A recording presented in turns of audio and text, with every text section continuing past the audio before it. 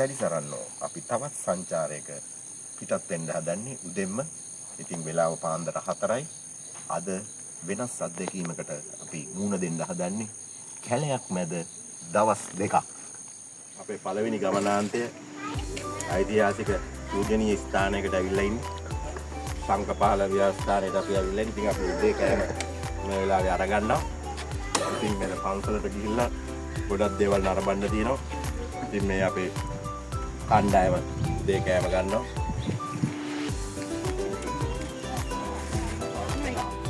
දැන් සංකපාල විහාරස්ථානයට ඇවිල්ලා තැනට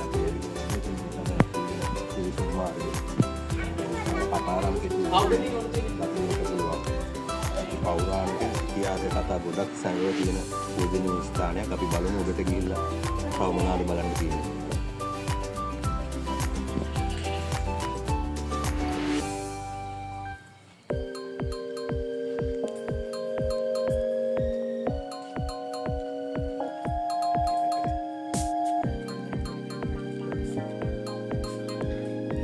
අක්කර 12600ක්. ඒක දෙන්නේ අද වගේ නවීන තාක්ෂණයේ දුන්නේ එදා ඒ යුද්ධය මෙවන්න පණිවිඩ ඔක්කොම නිකුත් කරලා තින්නේ හග්ගෙඩිය. කංකේ කියලා කියන්නේ හග්ගෙඩිය.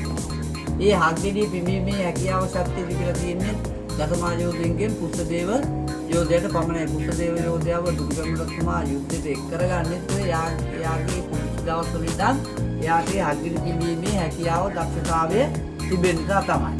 පාර යුද්ධ දින්නයන් පස්සේ පුෂ්පදේව යෝධයාත් එක්ක මේ ස්ථාන දුර්ගමතුමා ඇවිල්ලා මේ ස්ථාන දෙනවා 600ක් විතර උඩ ගලක් අතටත් ඒ ගල කියන්නේ හග්ගෙඩි ගලයි කියලා. ඒ ගල උඩට ගිහිල්ලා යුද්ධෙදි පාවිච්චි කරේ සංකේ හග්ගෙඩි පිඹින්නේ කියලා තියෙන පුෂ්පදේව යෝධයාට දුර්ගමතුමා. ඒක පිඹන් පස්සේ ශබ්දය ඇවිල්ලා තිනවා අක්කර 12600ක් ඈතට. ඒ අයිති ඉඩම් ප්‍රමාණය ඔක්කොම දුර්ගමතුමා පුෂ්පදේව යෝධයාට ගම්වරක් වශයෙන් බාර දීලා තිනවා. ටික කාලයක් මේ ගම්පේ පාලනය කරගෙන ඉන්න අතරතුරේ යාට මේ සතර ගැන යම් කලකිරීමක් ඇති වෙලා මේවා මහා සංඝරත්නයට පූජා කරලා එයාත් මේ ඉස්ලාමී පැවිදිමට ඇතුළත් වෙලා භාවනා යෝගී වැඩ ඉඳලා රහත් භාවයටපත් වෙලා පුෂ්පදේව මහ රහතන් වහන්සේ නමින් රහතන් වහන්සේලා 500 නමක් එක තමයි වැඩ හිටියේ. එතකොට පුෂ්පදේව මහ රහතන් වහන්සේත් එක්ක රහතන් වහන්සේලා 501 නමක් වැඩ හිටි ස්ථානයක් තමයි මේ ස්ථානය. එතකොට එයා යෝධයා කාලේ පාවිච්චි කර එයාගේ යුද උපකරණ ඔක්කොම මේ ස්ථානේ තමයි තැන්පත් කරලා තියෙන්නේ. ඕක තමයි පළවෙනි වතාවට වෙච්ච විශේෂත්වය. ඕක උනේ අනුරාධපුර යුගයේ. අනුරාධපුර යුගයෙන් පස්සේ මේ ස්ථාන එනවා මහනුවර යුගයට. මහනුවර යුගයේ වෙනකොට මේ ස්ථානේ වැඩ ඉඳලා තියෙනවා කරතර ධම්මාරාම හාමුදුරුවෝ කියලා හොඳ උගත් පඬිත හාමුදුරුවෝ. එතකොට මේ අපේ රට පාලනය කරලා තියෙන රාජාධිරාජසිංහ කියන රජතුමා විසින්. අපේ ඊළඟ ධර්මීය ස්ථානයේ උඩවල 74 සෙවන අපි එතනට ආවා. ඉතින් 10 මාරට තියෙනවා කිරිපොවන සංදර්ශනයක්. අපි එතනට තමයි ආවේ. අපි බලමු ගිහිල්ලා කොහොමද ගිහලා අලින්ට කිරිපොවන හැටි.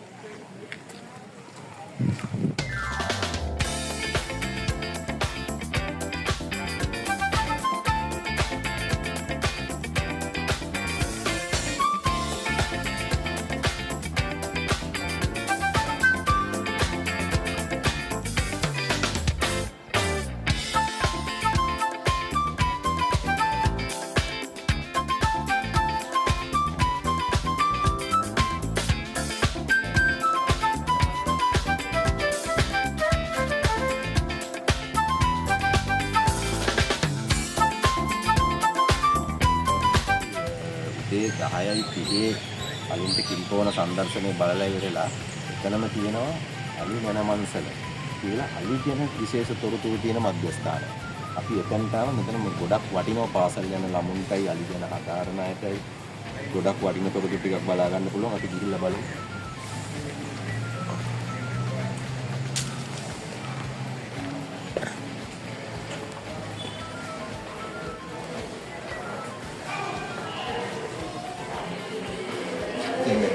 අලි වර්ග ලෝකයේ දින අලි වර්ග ආෆ්‍රිකන් අලි වර්ග ආෆ්‍රිකන් සවානා අලි වර්ග වෙන ඉස්තර ගොඩක් තියෙනවා මෙතන. උලන් සෑහෙන තොරතුරු ටිකක් දැනගන්න පුළුවන්. ආසියානු වලේ තියෙන වර්ග ශ්‍රී ලාංකීය අලිය ලෝකේ රටවල් කොහේ අලිය හිටියත් ලංකාවේ අලිය තරම් ලස්සන අලිය දකින්න ලැබෙන්නේ නැහැ.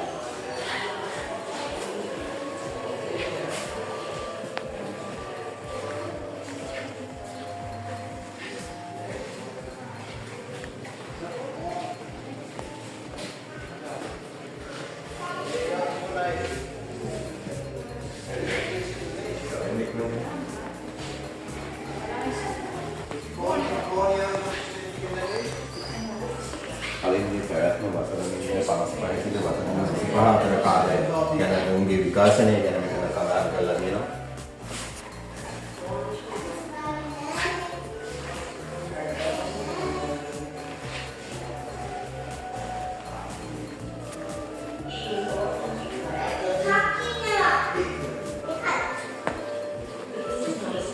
Sana ඔයගලන්ට මෙතන ඔයගලන්ට චිත්‍රපට අනුසාරයෙන් ඔයගලන්ට බලන්න පුළුවන්. මෙතන වෙනම කතා මාලාවක් තියෙනවා. වලින්ද කිරිකෝණාර මෙතන කොහොමද ඒ ක්‍රියාදාමය වෙන ආකාරය ගැන ඔයගලන්ට බලන්න පුළුවන්. විශේෂයෙන් කිසිදුත් ඉන්නේ.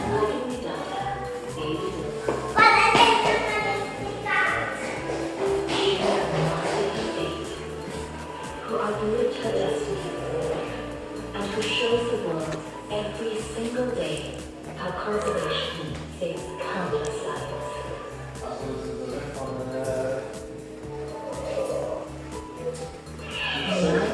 When she turns 6, she'll roam free.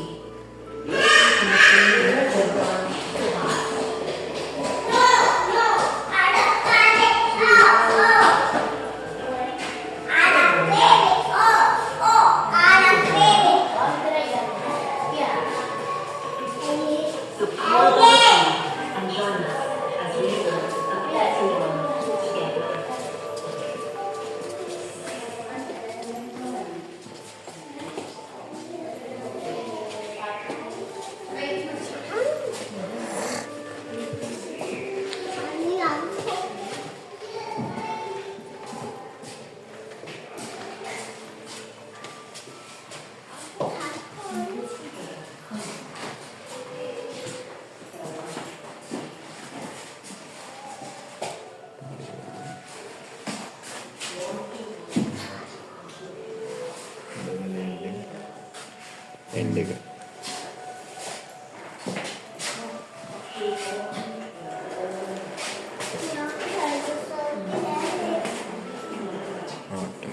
මේගොල්ලන්ට දකින්න ලැබෙන්නේ අලින්ගේ හાર્ට් එක.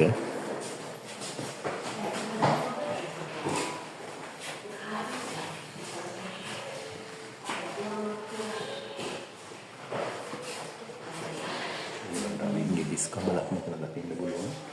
තරමක් විශාල අලියෙක්ගේ දිස්කමලක්.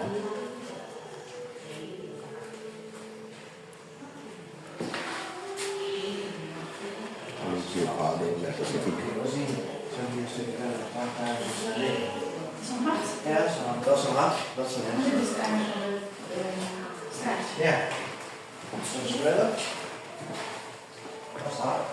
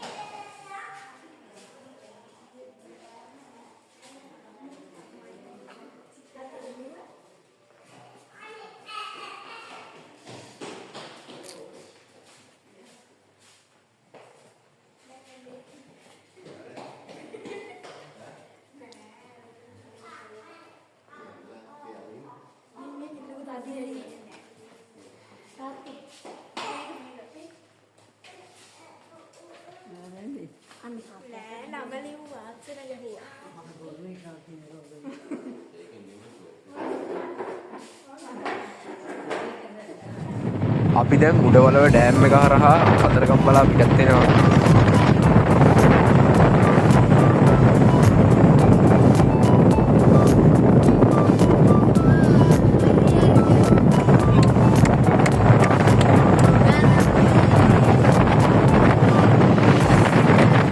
අපේ තවත් ප්‍රධාන ගමනාන්තයක් වන කතරගමට අපි පැමිණියා. ඉතින් දැන් වෙලාව 1:20යි වෙලාව. ඇත්තටම සෞම්‍ය කාලගුණයක් වෙනදට දකින්න තියෙන රස්නේ අද දකින්න ලැබෙන්නේ නැහැ. පොඩ්ඩක් වැහලා තියෙනවා පහුගිය දවස්වල. ඉතින් කතරගම කිරිවේරයට ගිහිල්ලා අපි කතරගම දේවාලයටත් යන්න බලාපොරොත්තු වෙනවා. ඉතින් ඒකට කලින් මෙතන මැණික්ගඟෙන් පොඩ්ඩක් මූණකට හොදලා පිරිසිදු වෙලා අපි යන්න බලාපොරොත්තු වෙන්නේ.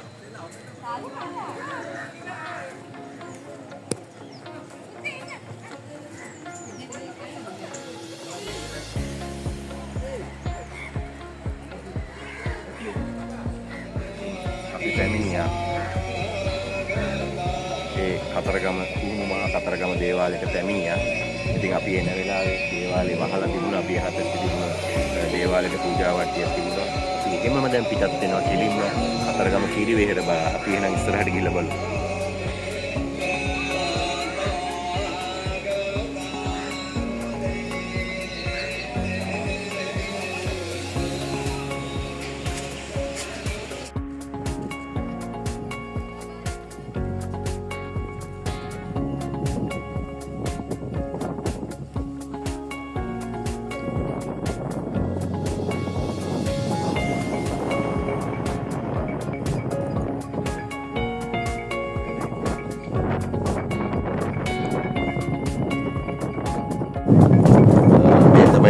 ජාතික වනෝද්‍යානයේ ප්‍රධාන පිවිසුම් දොරටුව කාර්යාලයේ ප්‍රධාන කාර්යාලය මෙතන තමයි. පිවිසුම් දොරටුවේ ප්‍රධාන කාර්යාලය ඔයගොල්ලෝ එනවා නම් මෙතනින් ඔයගොල්ලෝ බුක් කරපු ටිකට් එක මෙතනට දීලා වාහනේට ටිකට් එකක් වෙනම කඩා ගන්න ඕනේ.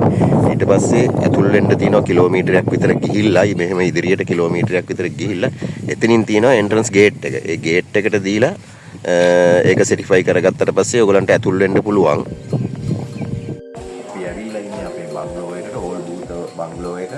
අපි මේක බුක් කරලා තියෙන්නේ එහා පැත්තේ තියෙන අලුත් භූතව බංගලෝ එක. ඒ ෆැමිලි 4ක් ඉන්නවාද. අපි මේ බංගලෝ එකට ඇවිල්ලා ඉන්නේ. ඉතින් අපි බලමු මේ බංගලෝ එක පොඩ්ඩක් කොහොමද කියලා. මෙතන මේ විදිහට තමයි හදවල් දාලා තියෙන්නේ. ඕපන් ඒරියා එකක් තියෙන්නේ. සාමාන්‍ය 10 දෙනෙක් වගේ ඉන්නේ. මේ පැත්තේ හදවල් දාලා තියෙනවා. මේ හරිය ඩයිනින් ටේබල් එක තියෙනවා.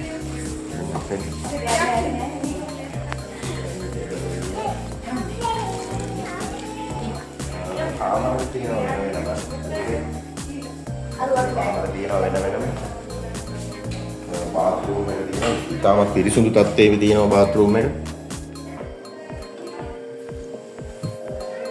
ඉතින් මේවා මේ ආකාරයෙන් නඩත්තු කරගෙන යන එකට ඇත්තටම ස්තුතිවන්ත වෙන්න ඕනේ වනජීවි දෙපාර්තමේන්තුවට. තවත්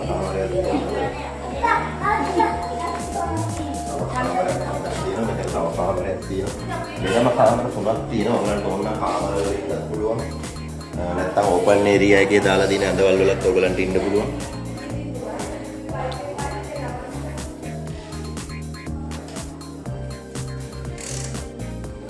අපි යම් කුස්සිය පැත්තට ගිහලා බලමු.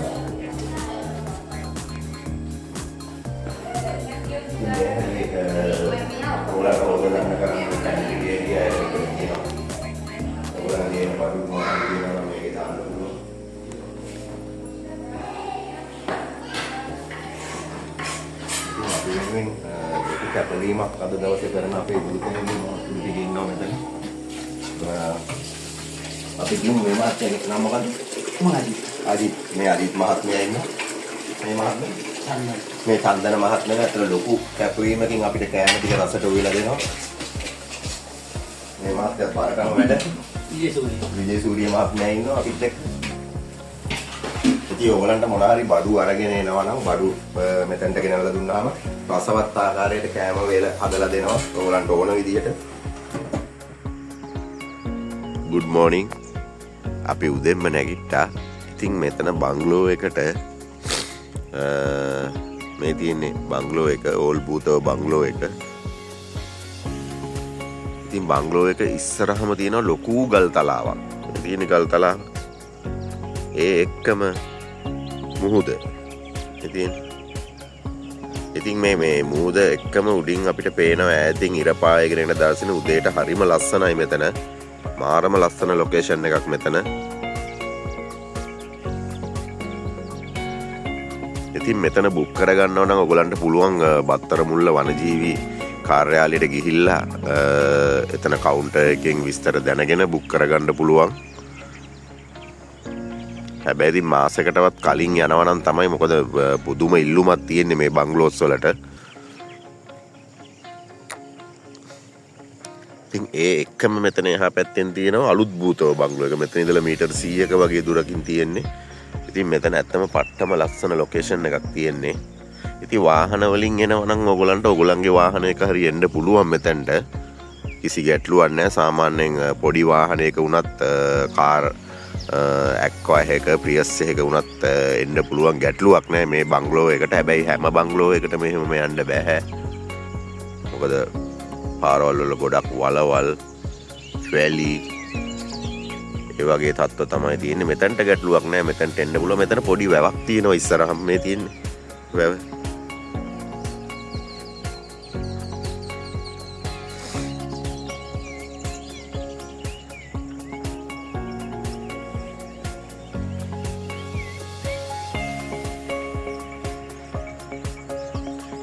අපි පාන්දර 1 විතර වගේ වෙනකන් හැරිලා හිටියා. අලියා නම් ආවේ නෑ. හැබැයි අලි 3-4 දෙනෙක් එනවයි කියලා කිව්ුණා. නමුත් ඊයේ රෑ නම් අලියව දකින්න හම්බුන්නේ නෑ අපිට.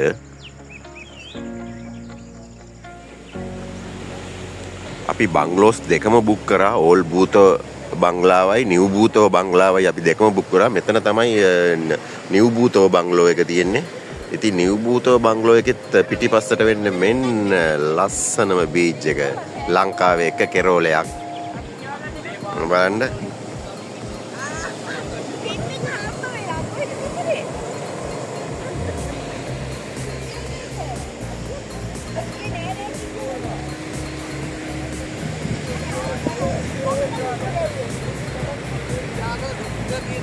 අපි ආවා පොඩ්ඩක් බීච් එක පැත්තට ඇවිදින්න කියලා. මාරම ලස්සන බීච් එකක් තියෙන්නේ. මුහුද නම් ටිකක් සැරයි. හැබැයි මෙතනට ආවොත් ඔයගොල්ලෝ කවුරු හරි ඒ කියන්නේ වනජීවි නිලධාරියෙක් එක්ක එන්න. තනියම එන්න එපා. මොකද නිතරම අලියා ගැවසෙනවා. කොයි වෙලේ අලිය එයිද කියලා කියන්න බෑ.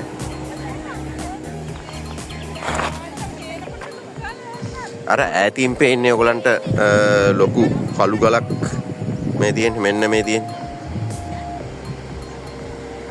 මම පේනවත් දන්නේ හරියට මේ තියෙන්නේ. මේක ඇවිල්ලා පට්ටනංගල. පට්ටනංගල ඔයගොල්ලෝ මතකද යාලා සෆාරි ගියාම අපි එතනට ඇවිල්ලා ටිකක් වෙලා අපි නිකන් අර රෙස්ට් ඒරියා එකක් වගේ අපි එතනට එතනින් බහින්න පුළුවන් ඔයගලන්ට. බීච් ඇක්සස් තියෙනවා. ඉතින් මෙතනත් බීච් ඇක්සස් තිබුණාට ඔයගොල්ලෝ අනිවාර්යයෙන්ම මම ආයි මතක් කරන්නම් මෙතන බාරව ඉන්න වනජීවි නිලධාරියෙක් එක්ක තමයි මෙතනට එන්න ඕනේ. තනියෙන් එන්න එපා කවදාවත්. ඉතින් මේ ඈතින් පේන්නේ ඔයගලන්ට අලිගල.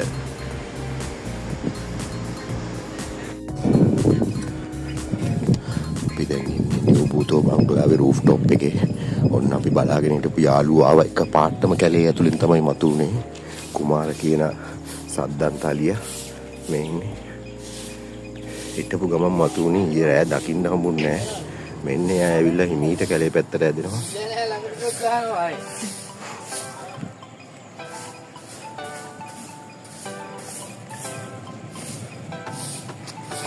හිතා ගන්න බැරි විදිහට තමයි මතුනේ. ඒක නිසා ඔයගොල්ලෝ ආවම හරි කල්පනාවෙන් ඉන්න ඕනේ මෙතන.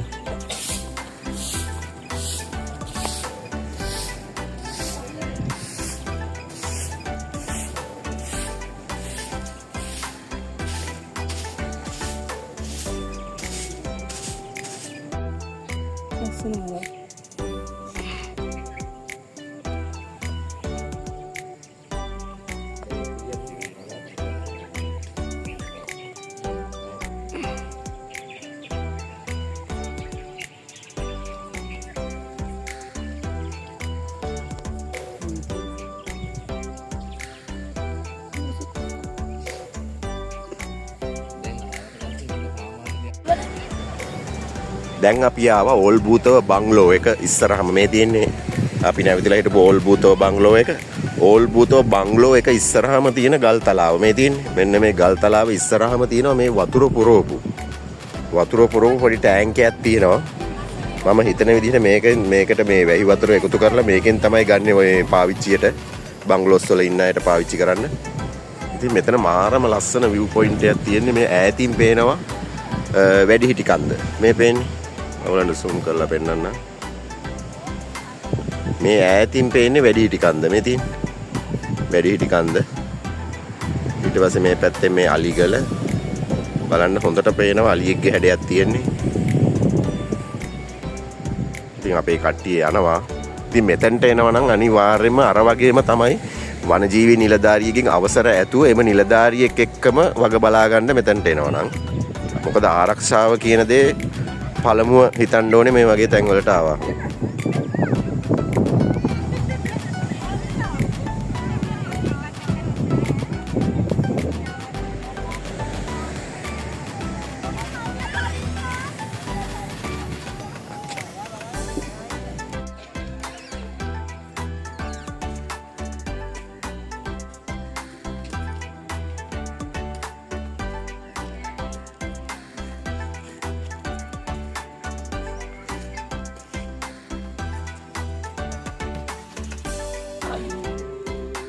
Fine. ඉතින් මේ කෑම කන ගමන් දෙයට කාලා අපි 10 වගේ විදිහට මෙතනින් පිටස් වෙනවා. ඊට පස්සේ අපි යන්නේ තවත් හොඳම ඓතිහාසික ස්ථානයකට අපි යන්නේ. වසන්ත අයියක් ඉන්නවා. වසන්ත අයියට මම හිතන්නේ පොඩ්ඩක් විතර කාලා වැඩි වගේ පොඩ්ඩක් නැගිටින්න අමාරු ගතියකුත් තියෙනවා කිව්වා. මේ පොඩ්ඩක් වෙලා නැගිටවන්න. වසන්ත අයියා ඊයේ ලොකු අත්දැකීමකට මුහුණ දුන්නා. ඒක දැන් තමයි කිව්වේ. ඒක ගැන මම පස්සේ කියන්නම්. යම් කිසියම් සමාන බලවේගයක් දැකලා තියෙනවා. ඒක ගැන මම පස්සේ ඔයගොල්ලන්ට කියන්නම්. එහෙනම් අපි කාලය වෙනවා. අපි දැන් අද එක්සිට් වුණා යාල වනෝද්‍යානෙන්. මේ තමයි යාල වනෝද්‍යානයේ ටිකට් කවුන්ටර් එක. ඔයගොල්ලෝ එනවා නම් මෙතනට ඇවිල්ලා ටිකට් එකක් කඩා ගන්න ඕනේ වාහනයට වෙනම. එතකොට මෙතනින් තමයි බුකින් එක කන්ෆර්ම් කරගන්න තියෙන්නේ. ඊට පස්සේ ඔයගලන්ට අතුල් වෙන්න පුළුවන්. ඔයගලන්ට වයිල්ඩ් ලයිෆ් එකේ ට්‍රැකර්ස් නිලධාරියෙක් දෙනවා. වනජීවි නිලධාරියෙක් දෙනවා. එයත් එක්ක තමයි කැලයට ඇතුල් වෙන්න තියෙන්නේ.